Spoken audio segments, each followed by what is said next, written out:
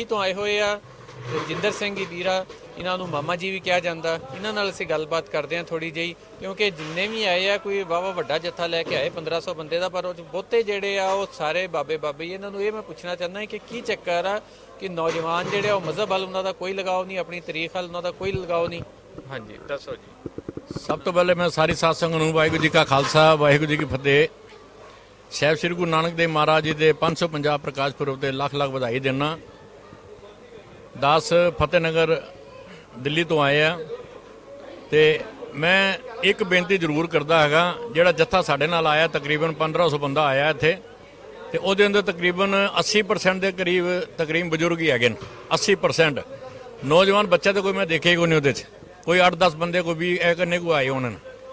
ਮੈਂ ਉਹ ਬੱਚਿਆਂ ਨੂੰ ਅਪੀਲਾਂ ਕਰਦਾ ਨੌਜਵਾਨਾਂ ਨੂੰ ਜਿਹੜੇ ਦੇ ਦਿਮਾਗ ਦੇ ਡਰ ਹੈਗਾ ਕਿ ਪਾਸਪੋਰਟ ਦੇ ਉੱਤੇ ਪਾਕਿਸਤਾਨ ਦਾ ਸਾਡਾ ਵੀਜ਼ਾ ਲੱਗ ਗਿਆ ਤੇ ਸਾਨੂੰ ਨਾ ਲੰਡਨ ਨਾ ਅਮਰੀਕਾ ਨਾ ਕੈਨੇਡਾ ਕਿੱਥੇ ਦਾ ਵੀਜ਼ਾ ਨਹੀਂ ਮਿਲਦਾ ਬਾਅਦ ਚੋਂ।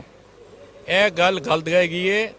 ਕਿਸੇ ਚੀਜ਼ ਦੀ ਡਰਨ ਦੀ ਲੋੜ ਕੋਈ ਨਹੀਂ। ਇਹ ਗੁਰੂ ਮਹਾਰਾਜ ਦੇ ਦਰ ਤੇ ਆਓ ਤੇ ਗੁਰੂ ਮਹਾਰਾਜ ਦੀਆਂ ਖੁਸ਼ੀਆਂ ਪ੍ਰਾਪਤ ਕਰੋ। ਇਹ ਦਿਮਾਗ ਤੋਂ ਡਰ ਕੱਢ ਦੋਗੇ ਤੁਹਾਡਾ ਵੀਜ਼ਾ ਨਹੀਂ ਲੱਗੇਗਾ। ਵੀਜ਼ਾ ਹਰ ਜਗ੍ਹਾ ਤੇ ਲੱਗ ਜਾਂਦਾ ਹੈ। ਇਹ ਪਾਕਿਸਤਾਨੀ ਜਿਹੜੀ ਸੰਗਤ ਦੇ ਨਾਲ ਜਿਹੜੇ ਆਉਂਦੇ ਹੋ, ਇਹ ਗੁਰਦੁਆਰੇ ਦਾ ਵੀਜ਼ਾ ਹੁੰਦਾ ਹੈ। ਇਹਦੇ ਤੇ ਕਈ ਬੰਦੇ ਇੱਥੋਂ ਕੈਨੇਡਾ, ਕਈ ਵਾਰੀ ਕਿਤੇ ਅਮਰੀਕਾ, ਉੱਥੇ ਲੰਡਨ ਵੀ ਹੋ ਕੇ ਆਏ ਨਹੀਂ ਸੀ ਵੀਜ਼ੇ ਤੇ ਪਾਕਿਸਤਾਨ ਦੇ। ਮੇਰਾ ਭਰਾ ਵੀ ਗਿਆ ਆਇਆ ਉੱਥੇ। ਡਰਨ ਦੀ ਕੋਈ ਗੱਲ ਨਹੀਂ।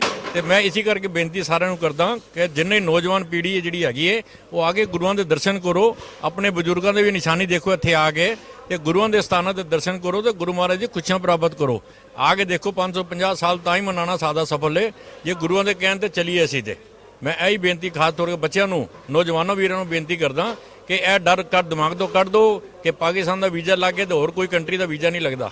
ਇਹ ਦਿਮਾਗ ਤੋਂ ਕੱਢ ਦੇਣਾ। ਤੇ ਮੈਂ ਪਾਕਿਸਤਾਨ ਸਰਕਾਰ ਨੂੰ ਇਹਨਾਂ ਨੂੰ ਵੀ ਬੇਨਤੀ ਕਰਦਾ ਕਿ ਇਹ ਵੀ ਅਪੀਲ ਕਰੇ ਬੱਚਿਆਂ ਨੂੰ ਜਾ ਕੇ ਕਿ ਕੋਈ ਡਰਨ ਦੀ ਲੋੜ ਕੋਈ ਨਹੀਂ। ਕਿੱਥੇ ਦਾ ਵੀ ਵੀਜ਼ਾ ਹਰ ਜਗ੍ਹਾ ਦਾ ਮਿਲ ਜਾਂਦਾ ਤੇ ਆਪਣੇ ਗੁਰੂਆਂ ਦੇ ਦਰਸ਼ਨ ਕਰੋ। ਇੱਥੇ ਸਾਨੂੰ ਇੰਨਾ ਪਿਆਰ ਮਿਲਿਆ ਇੱਥੇ ਪਾਕਿਸਤਾਨੀਆਂ ਦਾ, ਬਹੁਤ ਪਿਆਰ। ਠੇਠ ਪੰਜਾਬੀ ਬੋਲਦੇ ਨੇ, ਸਾਨੂੰ ਤਾਂ ਬੋਲਣੀ ਵੀ ਨਹੀਂ ਆਉਂਦੀ ਜਿਹੜੇ ਇੱਥੇ ਇਹਨਾਂ ਨਾਲ ਪਿਆਰ ਮਿਲਿਆ। ਸਿਕਿਉਰਟੀ ਇੰਨੀ ਮਿਲੀ ਹੈ ਸਾਨੂੰ ਸੰਗਤਾਂ ਨੂੰ ਜਿੰਨੀ ਕਿ ਇੱਥੇ ਰਾਸ਼ਟਰਪਤੀ ਪ੍ਰਧਾਨ ਮੰਤਰੀ ਦੀ ਵੀ ਨਹੀਂ ਹੁੰਦੀ। ਅੱਗੇ ਗੱਡੀਆਂ ਪੁਲਿਸ ਦੀਆਂ, ਵਿਚਕਾਰ ਗੱਡੀਆਂ, ਪਿੱਛੇ ਗੱਡੀਆਂ, ਔਰ ਜਿੱਥੇ ਵੀ ਜਾਣਾ ਘੁੰਮਣ ਅਸੀਂ ਨਾਲ ਜਾਣਾ ਉਹਨਾਂ ਨੇ ਸਾਨੂੰ ਇੰਨੀ ਉਹਨਾਂ ਨੇ ਸਾਨੂੰ ਸਿਕਿਉਰਟੀ ਦਿੱਤੀ। ਅਸੀਂ ਪਾਕਿਸਤਾਨ ਸਰਕਾਰ ਦਾ ਵੀ ਬਹੁਤ ਬਹੁਤ ਧੰਨਵਾਦ ਕਰਦੇ ਹਾਂ ਤੇ ਅਸੀਂ ਇਹੀ ਬੇਨਤੀ ਕਰਦੇ ਹਾਂ ਕਿ ਅੱਗੋਂ ਵੀ ਜਿਹੜੀ ਸੰਗਤ ਆਵੇ ਇੱਥੇ ਉਹ ਸਾਰਿਆਂ ਦਾ ਧਿਆਨ ਰੱਖੇ। ਵਾਹਿਗੁਰੂ ਜੀ ਕਾ ਖਾਲਸਾ ਵਾਹਿਗੁਰੂ ਜੀ ਕੀ ਫਤਿਹ।